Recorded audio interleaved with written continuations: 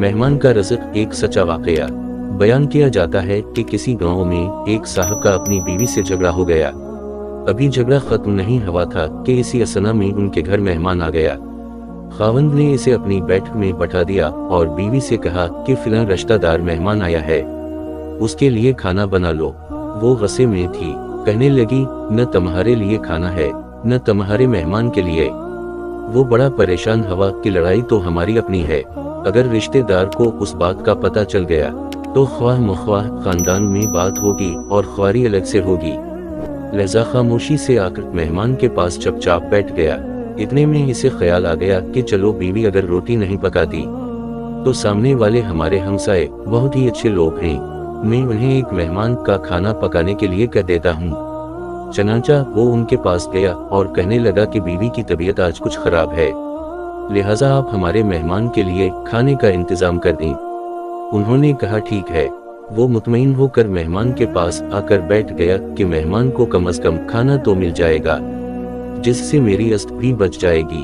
थोड़ी देर के बाद मेहमान ने कहा कि जरा ठंडा पानी तो ला दीजिए। वो उठा कि घड़े का ठंडा पानी लाता हूँ। अंदर गया तो देखा कि बीवी तो ज़ारूं रो रही है। वो बड़ा हैरान हुआ और कहने लगा क्या बात है। उसने पहले से भी ज्यादा रोना शुरू कर दिया। कहने लगी बस मुझे मुआफ कर दें। उसके खावंद ने कहा कि बताओ तो सही, आखिर तुम्हारे रोने की वजह क्या है, तुम ऐसे क्यों रो रही हो।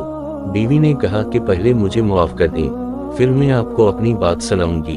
खैर उसने कह दिया कि जो लड़ाई झगड़ा हुआ है मैंने वो दिल से निकाल दिया है और तुम्हें मुआफ कर दिया है। फिर वो कहने लगी कि जब आपने आकर मेहमान के बारे में बताया और मैंने कह दिया कि न तुम्हारे लिए कुछ पकेगा और न ही तुम्हारे मेहमान के लिए कुछ पकेगा तो आप चले गए, मगर मैंने दिल में सोचा कि लड़ाई तो मेरी और आपकी है और ये मेहमान रिश्तेदार है, हमें उसके सामने अपने झगड़े की पोल नहीं खोलना चाहिए।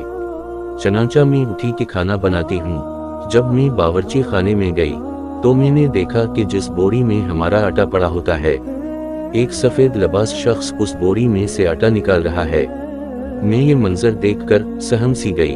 वो मुझे कहने लगे कि खातून परेशान न हो, ये तुम्हारे मेहमान का हिस्सा था जो तुम्हारे आटे में शामिल था। अब चूंकि ये हमसाये के घर में पकना है इसीलिए वही आटा लेने के लिए मैं यहाँ आया हूँ। उस वाक़े से साबित होता है कि मेहमान बाद में आता है, जबकि अल्लाह ताला उसका रिज़्क़ पहले भेज देता है। ये वाक़या किताब ख़तबात फ़कीर से माख़ूज़ किया गया।